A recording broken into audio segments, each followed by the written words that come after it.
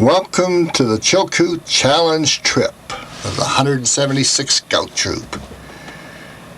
We gathered on July the 2nd, bright and early in the morning at the Bear's Paw Chapel to board our Greyhound bus and head north to Alaska. Everyone all dressed up in their brand new white shirts and new hats, ready to go and excited about the possibilities of the challenge. We traveled from Edmonton up to Grand Prairie, where we stopped for lunch, and then on into Dawson to begin the trip up the Alaska Highway. We would have our pictures taken at mile 0 and then on into Fort St. John for the first gas-up stop. There were some fantastic hotels on the site of mile 0. The problem with Fort St. John was our bus decided it wouldn't go any further. So everyone got the push. First forward, then backward, and then forward again, until we finally arrived in front of Zeller's, where we would decide, as Brother Jack fixed the bus, that we would have supper. And await, as it turned out, the arrival of the Royal Canadian Mounted Police.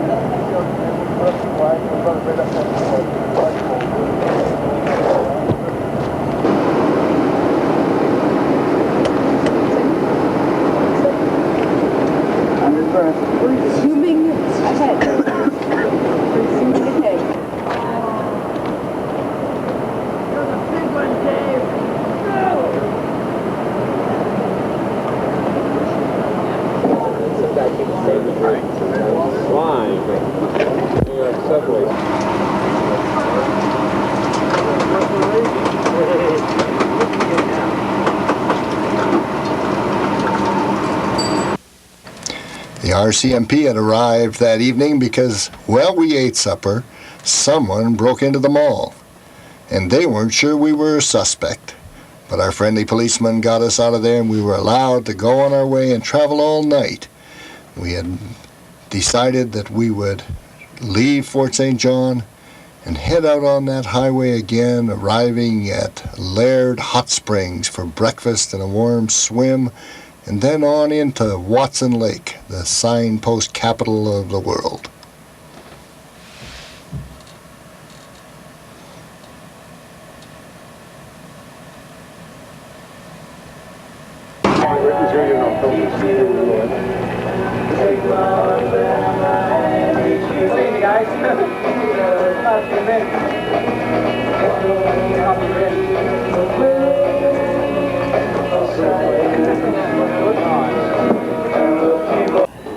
Did you say there's some water over there? Water? There's water in those blue jugs. No, those are The water in the blue jugs is good. There's hot water in a couple of those cans that you can use for dishes. That's all I did was pour some water in there.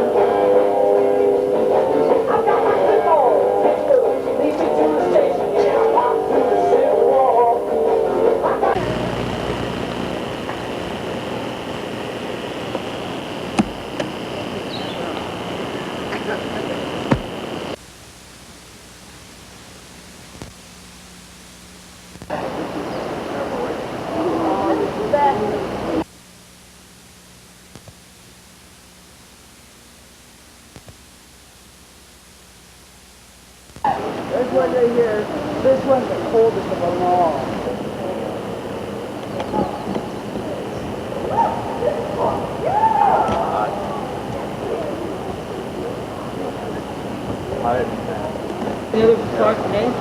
Yeah. You played a little heat? Yeah, let's get hot for that. It's boiling. D2. Oh, he's gone. Well, Go get him, Darcy. what a way to go, huh? It's better one gone than two. Take a drink, guys. Come here. We call it Dr. Mike's magic hair growing. Formulated in Finland. That's right. You know, last week he was up here, he was bald. Hey, Mike, why don't you come over here a little bit so we can get a picture? You. Not quite that much, but... I was visiting the University Award one time when Oh, this doesn't have a bottom here. That's interesting. Warren was talking about getting an institute. At Watson Lake, we all autographed one of our spare hats, and Peter climbed up the pole and nailed it to the top. And then we boarded our bus and headed out for Carcross, the site of the world's smallest desert. We were going to give the boys an opportunity to see one of the most unique sights in the world, and to really actually try and run to the far side of it. The boys thought this was great fun.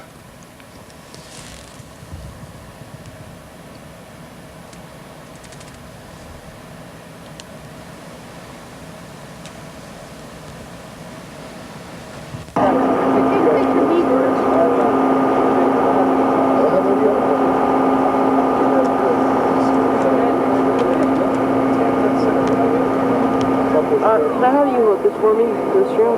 Just a second.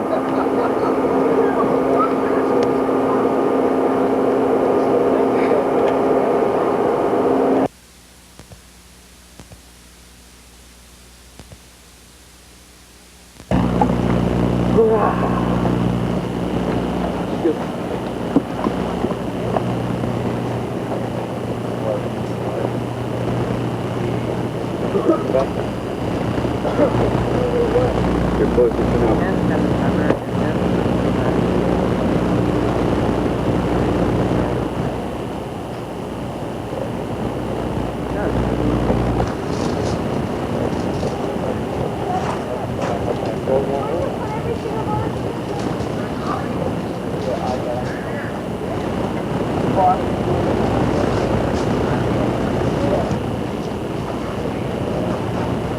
Is it on? Uh-huh. Oh.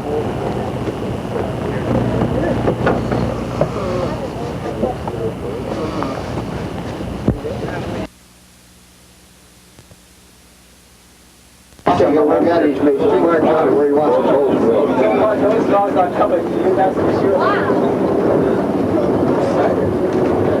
So for every 10 meters you travel that way, you go up 10 feet. Ooh, 90. After camping at Carcross on the night of July the 3rd, we headed out to Skagway, Alaska. As we entered into Skagway, we realized it was their big day.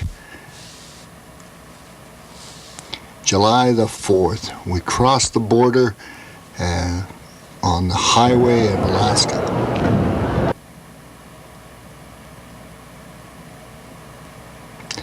This is the port where all of the shipping was brought in to bring all the supplies to the Chilkoot Pass. We left Skagway and drove on up into Dyea, the jump-off point for the actual trail hike. We would leave from Dyea after lunch and begin our climb up the pass, and would camp that evening at Finnegan's Point.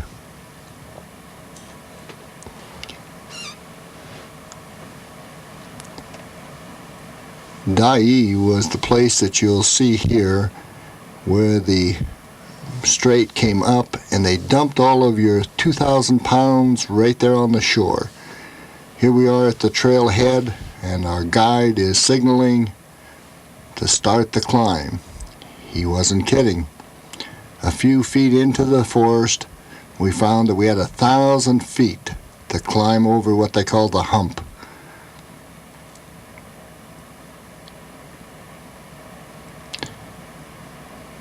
It was so green, so fresh, and the rainforest, the size of the leaves on the plants were just huge.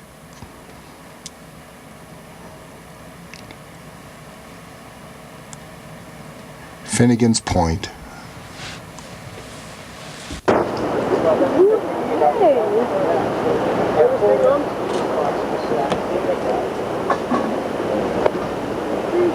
David! Where's the water? Just scream it. Keep it dry under the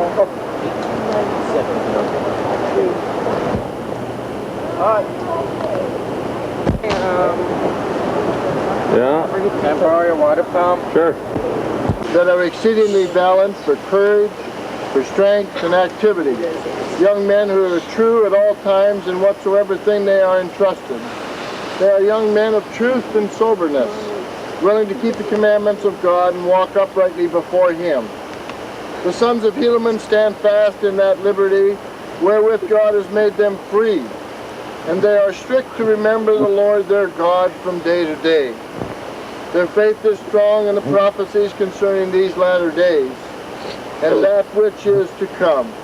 They declare the word of God with much power.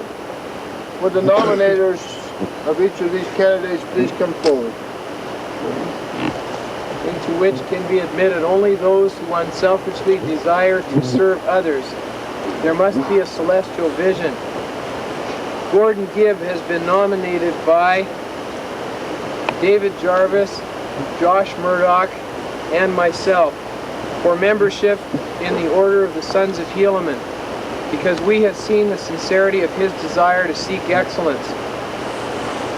Gordon has acted as the president of the Deacons Quorum in the Edmonton 7th Ward, as well as currently serves as a second counselor in the Teachers Quorum. He's one of the members of the Teachers Quorum that have completed reading the entire Book of Mormon, and this year successfully completed his first year of seminary.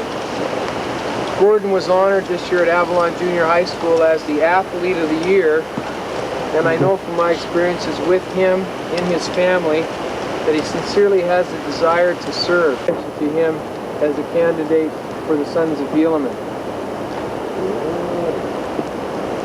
Like my brethren of old who entered into a covenant to fight for the liberty of the Nephites, I declare my desire to become a son of Helaman and enter the... The next morning, July the 5th, we left Finnegan's Point and headed for Sheep Camp, which would be our jump-off point for the actual climb over the summit. We'd stop for lunch at Canyon City, probably the largest concentration and work camp on the whole trail.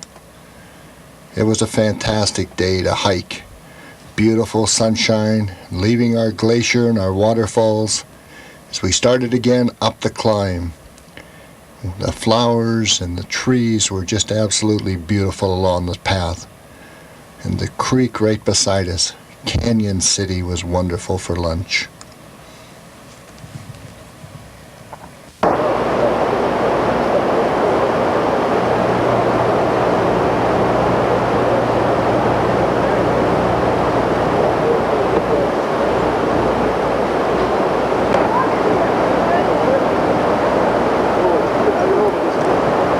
What's that? Oh, I'm just packing mine. I don't have much for lunch.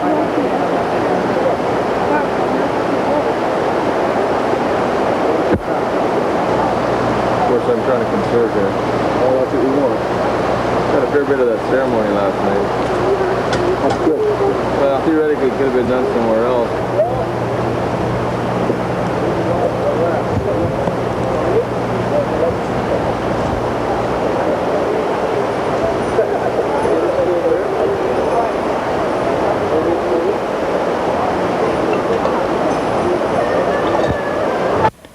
Rambo Doug finally showed his colors at Canyon City. Slashing open his thumb, he stood there and administered 6 to 8 stitches right into his thumb as we all watched. And then we crossed over into the old part where Canyon City actually is, with its stoves and its boiler. The door on that boiler actually weighed about 200 pounds. And then back across the creek and on up the mountains until we stopped finally for a rest stop by the falls. You bet. Get some fresh water.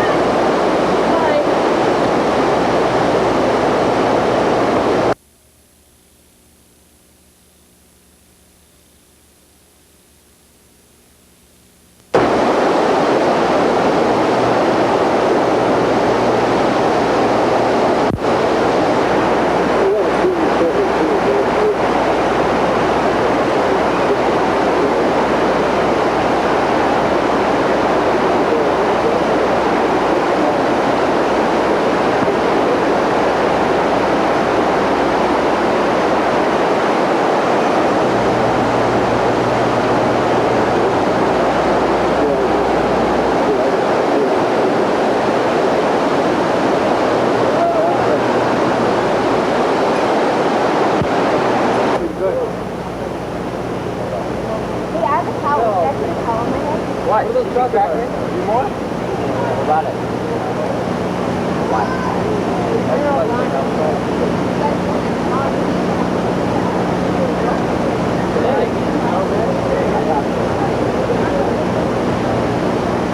Arrived at sheep camp. You really want to see my head?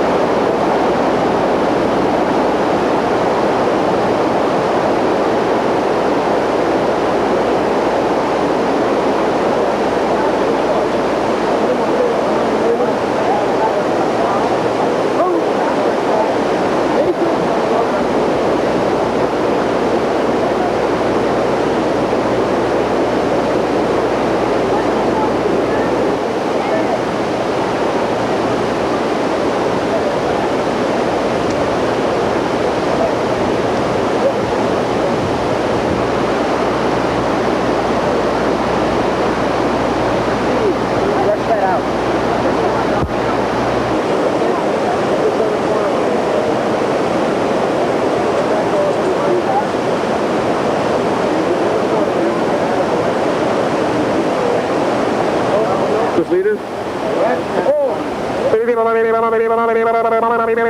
Think we're gonna make it over that pass tomorrow? Over that pass tomorrow? I will. I'm not sure about Peter. Well, what about some of these other guys? Well, I don't see any reason why we can't. Nathan's going to help me, so I'll be all right. John, Paul, and Andrew are doing fine. What do you think of that crazy cameraman? You think he'll get there? Not a chance. He'll cut off another leg before he gets there. What do you think of that hike today? Terrible! Well, what was the best part? Huh? What was the best part? Nothing. So you like that big hike tomorrow? You like the big one tomorrow? Oh, I don't think so. I might. Speak up, can't hear you. It's pretty long. Too long. Yeah. This is the day we'd all waited for. Leaving sheep camp bright and early in the morning and heading up to the summit to climb over the pass and down into Deep Lake on the other side, traveling from Alaska to Canada. This is an elevation map. You can see the hump, then Finnegan's Point, Canyon City, Pleasant Camp, into Sheep, which was our base camp, and now the steepness of the climb. Partway up you can see the scales, and then over the peak and down to Stone Creek where we would have lunch. Here we are as we leave our sheep camp, across bridges that were built years and years ago, and up the path that leads to the base of the canyon, surrounded by green flowers, mountains, glaciers, and still the rainforest. As we traveled up the path beside the creek, over huge boulders, each of us with our own thoughts, thinking of the history that we were reliving, thinking that although our packs only weighed between 15 and 50 pounds, that the men that had come up here 100 years ago each time carried 150 pounds.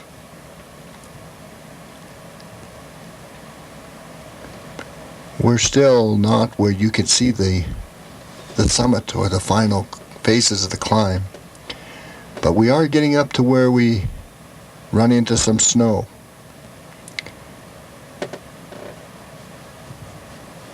This was our final rest stop before we hit the summit. We went across the snow and continued on our climb.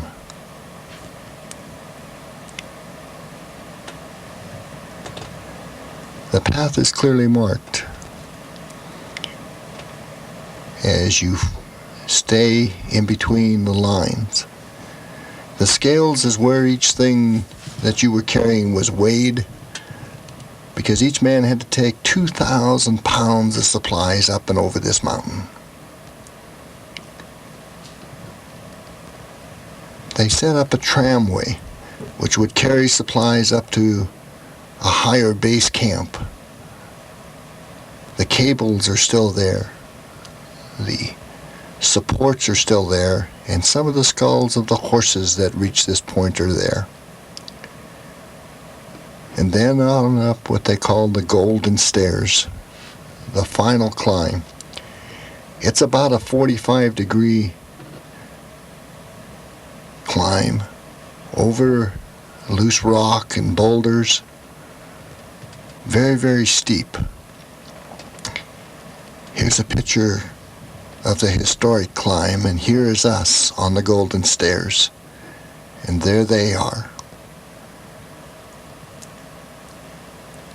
There was their base camp, and the horses that came up to that camp and dropped off their goods so that the men could form this line. It's interesting as you look at that line, and we formed the same kind of line. Not as close to each other, but going up those very same Golden Stairs.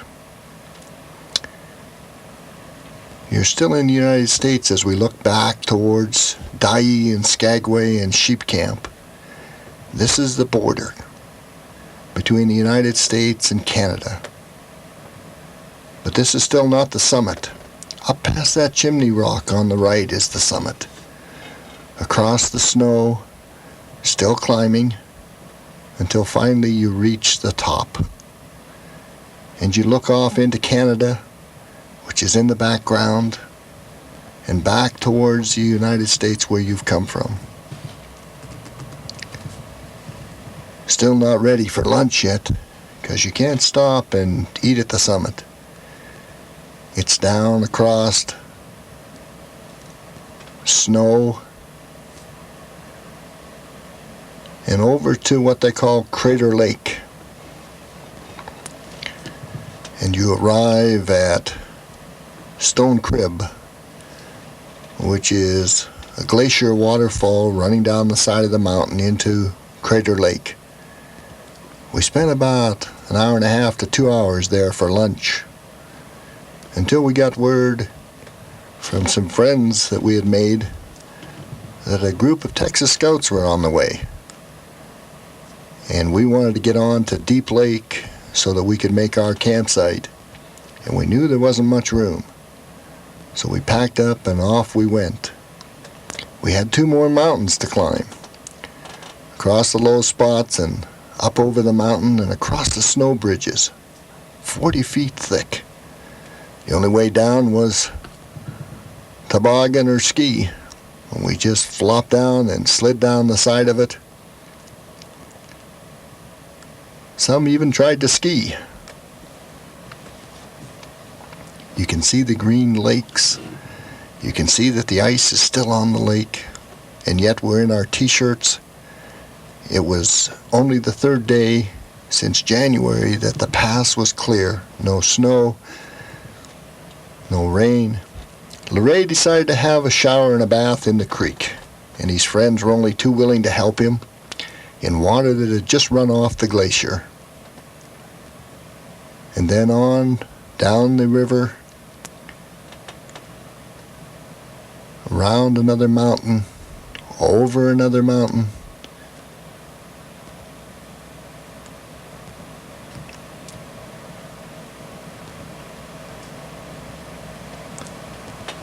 finally into Deep Lake. Dry your feet.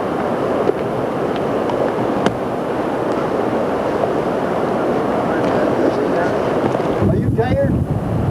Well, tell the truth. Okay. I'm tired. I'm mentally feeling very good. Physically, well, So how'd you like that climb up the summit? I love it. I love it. I think it's a challenge that we have met, right? Right, Lorraine? Yes. You got it.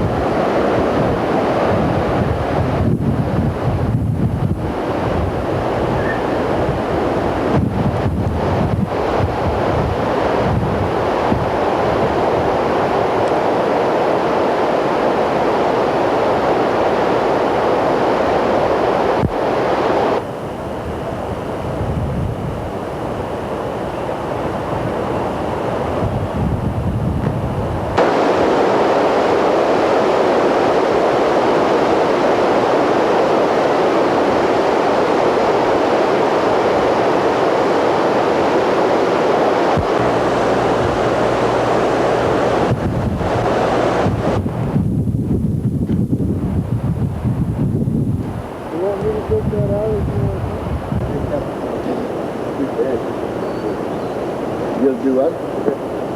Keep that.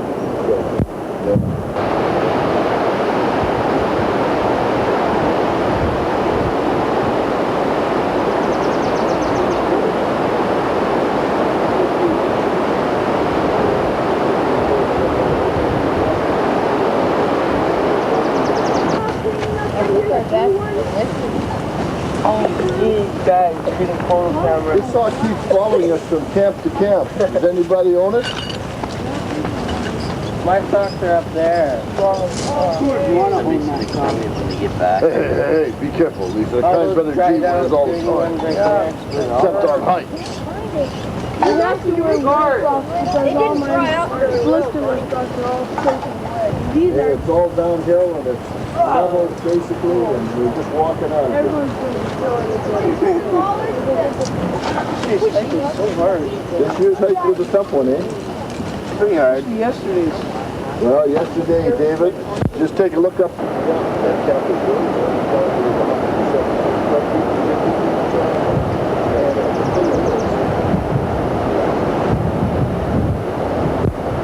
Hey, Gord, how much you going to do for?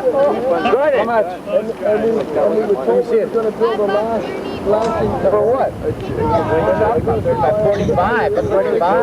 Just a cracker, no peanut butter. A buck 42 for a cracker, but no peanut butter. Half spread with peanut butter? No, sir. You give me another. You have to give me another $2 because I had to carry this peanut butter all the way up the trail. Bob Gilson. I'm curious. He's got a nice watch. I don't know. Yeah. It's not even his watch. Probably not even It is his. my watch. Right hand side, bottom. Gordy, what do you want to pay? Look, Are this you is willing to pay $5?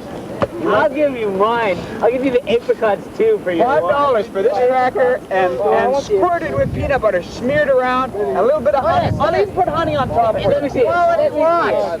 Gordy, I'll put honey on top of it. not even Japan Whose is it? That's mine. Whose is it really? Mine. Are you hungry enough to buy this, or are you just standing there talking? Buck 40. Give me this. No deal. No deal. Wait, I'm starving. I'm putting it away. That's it. The deal's off. As we packed up and left our camp at Deep Lake, we took the trail that would become known as Bite the Stick Trail, leaving Deep Lake and heading down the mountainside towards Linderman City. And then from Linderman City up over a couple more mountains to the railway tracks and out to the Klondike Highway. As we started down the path towards Linderman City, it was beautiful. and we received our certificates, and then found the smallest doorway to an outhouse in the world, the graveyard at Linderman City, across the bridge. And then once again we found out that it was up over a mountain. This is where we found out that some of us were no longer up people. We much preferred going down. But then our guide said, up it must be, and up it was. We stopped along the way and filtered more water. We'd been told that the water on this side of the mountain was not safe to drink without filtering. So we filtered our water and then started to climb again. Plus, the thing I like about this, you can get it out without taking your pack off. Although it's one extra belt on your waist, that's the problem. You got a balance for it. It's got a bunch of food in their pack.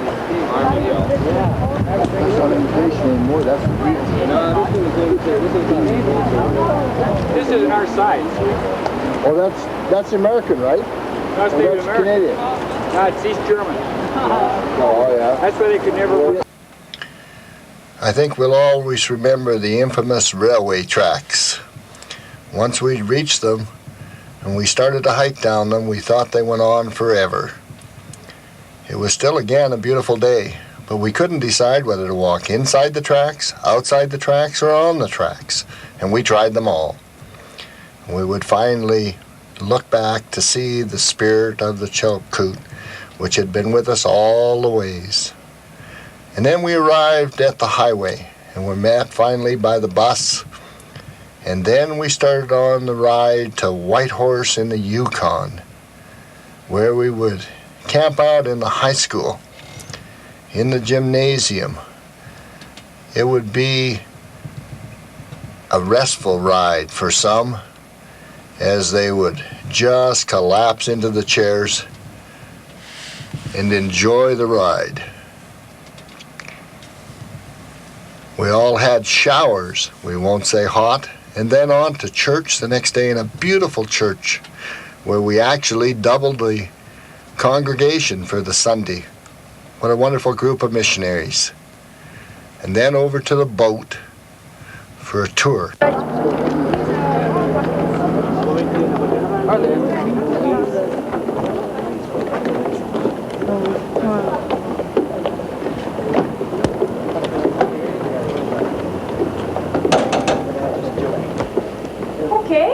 I'm going to start off the tour with a few facts about the SS Klondike. It was built in 1936, right here in Whitehorse, and it took 5.5 months to build it. At the time, it cost $145,000. Now, the river back then was the only means of transportation. Okay, there was no roads. The only way to get up to Dawson City was by boat on the. The tour of the Klondike was a lot of fun for some of us. Not only did we get taught the history of the riverboat, but we got to try it out, and some of us even got to ring the bell as Rambo Doug did. These low-bottom boats were very, very interesting. And then we were taken on a trip by Jack up the river to a spot in the canyon where the walls are very, very steep and very hot.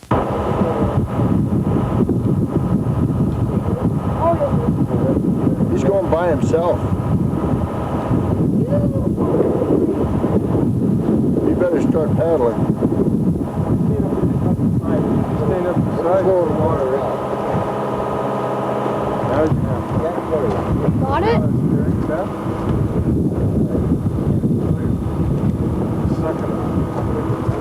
He's coming back, right across against this wall, and he's picking up speed. Some people do crazy things, especially going against the current on this river. Sam McGee's cabin. We visited that in the museum. Josh would later recite the poem to us over the campfire. We left Whitehorse on July the 9th, headed down the highway again, we would head out to Canaskin Lake, where we would spend the evening. We stopped off at the junction on the way to have lunch. There was a absolutely destroyed moving van there, as well as swallows under all of the eaves. We had a birthday cake for Josh and Earl Takahashi. And then later that evening, as we sat around the campfire, we presented them with their birthday presents as well. Camped out that evening beside a lake in a picnic parking lot. We put a tarp over their tents, and later we would raise that up over the bus and set it up so our cooks could cook in a dry area so that we could eat a very good and warm meal. Peter found a fish for the boys, and then we would leave from Kinnisken Lake and travel to Smithers, BC. Along the way, we would stop off at Moorestown.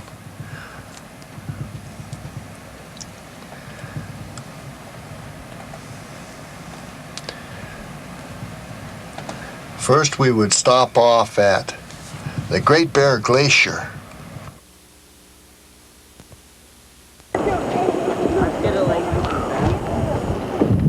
That one. Another one right in front of you. That one.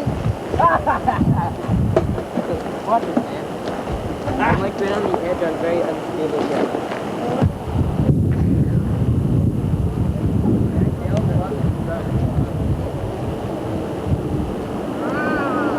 Yeah, it's like you're really gonna have the elbow. Not.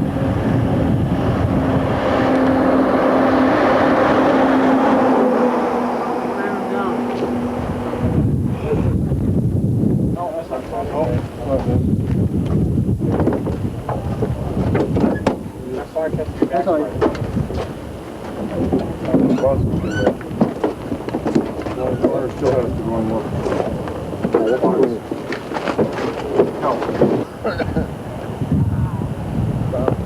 Hey guys, good See these guys, Doug?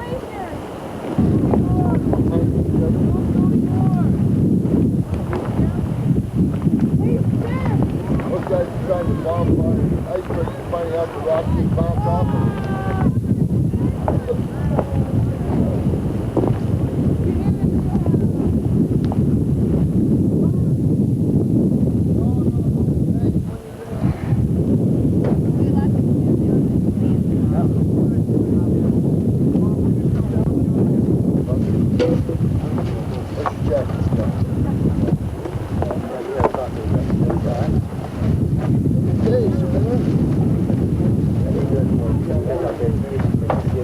Shall we have peach crystals with our end? Good. Indian salmon fishing at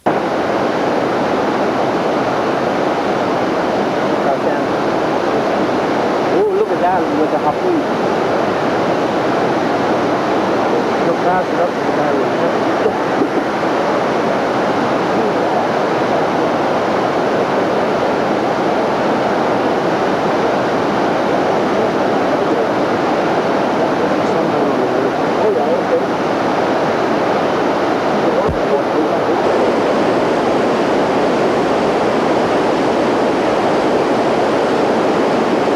The next day, we left Smithers, BC, and traveled on down, stopping only for lunch, and then on into Mount Robson Park, where we camped under the majestic Mount Robson.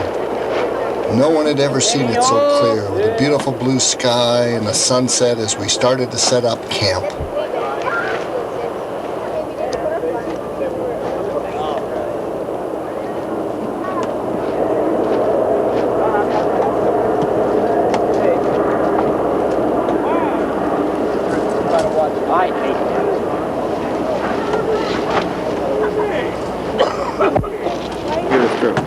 I hate it.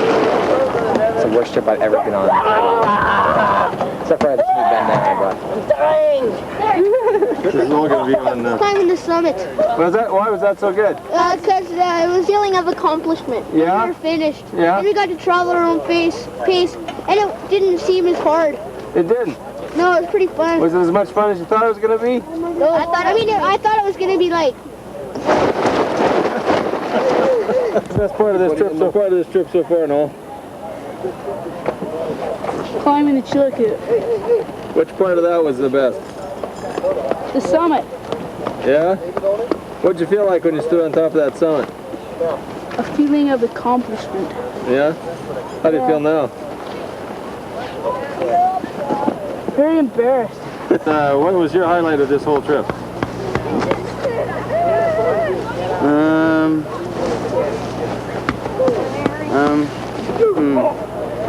It's probably right after the summit at the lake, 1.5 hour lunch. What was the hardest part? Probably setting up the tent. So tell me, what was the best part of the trip, Brian?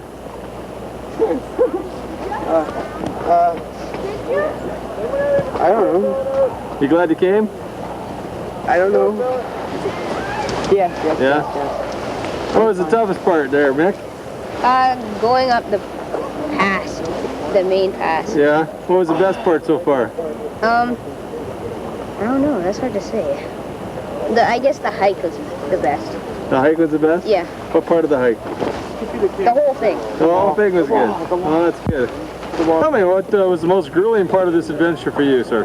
The hardest part of this whole trip was putting up with Skippy the camp squirrel. I will show you a picture of him shortly. He's quite a moochy little fellow. What do you want? Get your hands off my body. Tell me when you're ready to roll. We're rolling. This is the one I told you about just a moment ago, eh? Bringing a cut above. John, you're on. Tell us about the menus on this trip. This has been the best food. Yum, yum. We'll get back to get a shot of your cohorts here. Tell us about what was the best part of this trip for both of you gentlemen? Learning how to do pancakes from Darcy. Darcy, do you have any comments? No comments this time. He's so humble, you know? John, what was the best part of this whole trip for you? Oh, I think hiking the Chilkoot with all you guys is the best part. Thank you, thank you. In spite of the pain, it was great. Tell me, what was the hardest part of the Chilkoot Pass trip? You gotta smile at the camera, AT. What was the hardest part? Talk to me, AT. Trying to ignore those dumb old jokes. For you. Too bad, cause probably, yeah, going up the summit. That was good. That was the hardest part. Well, the hardest part for me was when you said the end would be at the top, and then we had to go all the way down the snow again. Yeah, that was tough, eh? Yeah. I won't say it anymore. What was the best part? The best part was when we got to the top. I looked down, like when we got to the top of the mountain, and I looked down and saw what we had accomplished when we climbed. That's good. Thank you, David. What are your feelings on this trip so far? Absolutely fantastic. Best thing that ever happened to the young men in the 7th Ward. I think it's been a great growing experience for all the boys to have been partnered up. A real eye-opener for the mission field. Hey. Yeah. It's a bad angle.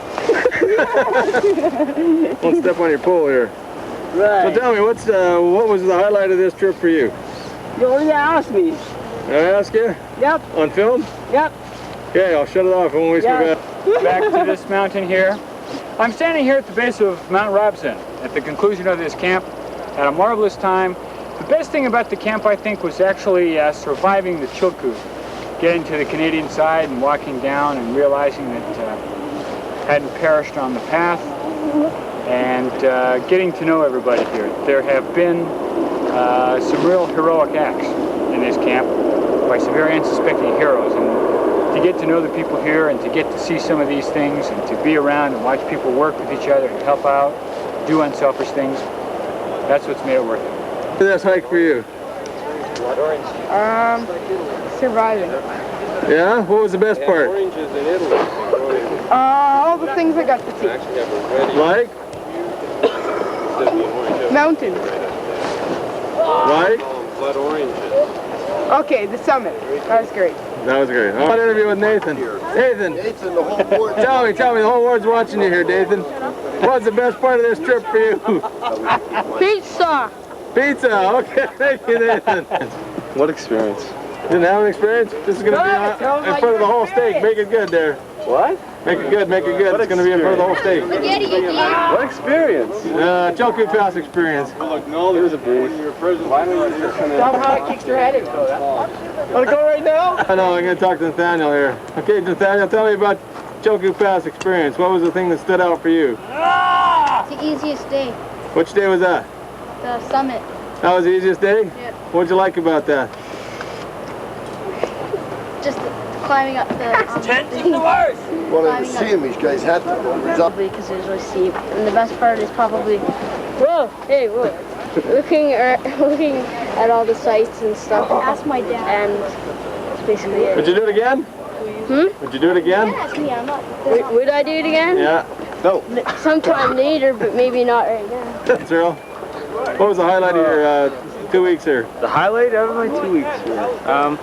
I'd say hiking with 7th Ward boys and getting to know them better, and the chance to have some responsibility on the trail and be able to help Peter guiding this trip. What was the most difficult part of this whole experience? I'd say Trying to get some sleep with Gilson around. yeah. No, the bus ride was pretty hard. I thought the day of the summit went pretty long too, but it was pretty fun altogether, and wasn't that difficult. Good. Frenchman? You've got to be kidding, that phony. We take him up the mountain and we make him famous, and what does he do? Slander everybody. All right, Bob, tell us about your experience here. What do you think was the best part of this whole experience for you? The best part? Yep. Oh, it was just being with the boys at the top of the mountain. That was the best part of the whole trip, and hiking with them and enjoying talking to them, visiting with them. The worst part was being turned down for a drink by two supposed friends. What kind of drink? We better clarify this before the stake present here. It was a grape drink where I had given them my last package of Kool-Aid, and they refused to give me a drink. Was it had anything to do with where the water came from, Bob? Where the water came from, it was free, given to us by the Lord. Out of a beaver dam, though, Bob. That's what they tried to feed me. It's about that water, something that Skippy the Camp Squirrel was talking about. Yes, we refused to give him water. But it is because he had his own water. He wanted to kill us on the trail. He wanted us to run out of water and die on the trail. He had his own water. No water for guys that move. That's good. I got that one on camera. All right. What was the best part of this trip for you, Don? Oh, going over the pass. Yeah? Right. How do you think this trip has affected the lives of these boys? Well, I think it's been positive. Yeah. Okay, now for the spaghetti sauce. After our last campfire at Mount Robson, where we brought in the last candidates of the Sons of Helaman, we started on our way home, having a stop at Moline Canyon and then lunch at Hinton and on into Edmonton. The wonderful part of this trip was to happen between Hinton and Edmonton, where we had the opportunity for a 2-hour testimony meeting with the boys, and then arriving home to our family, crossing the finish line that had been put up by our friends and loved ones, and arriving home and unloading the bus with the Sons of Helaman doing all of the work, and joining with our families and telling them excitedly about our trip. Each of us had been given a challenge. We had met that challenge. We had finished the trip. We had finished the things that we had started out to do. And now, as we look back on our motto of the Sons of Helaman, we had come home. But most importantly of all, we had had the opportunity to thank those that had made our trip possible. In not only singing the anthem of the Sons of Helaman, but having the opportunity to present Sister Foot with her Chilkoot hat and recognizing the fact that we had all returned with honor.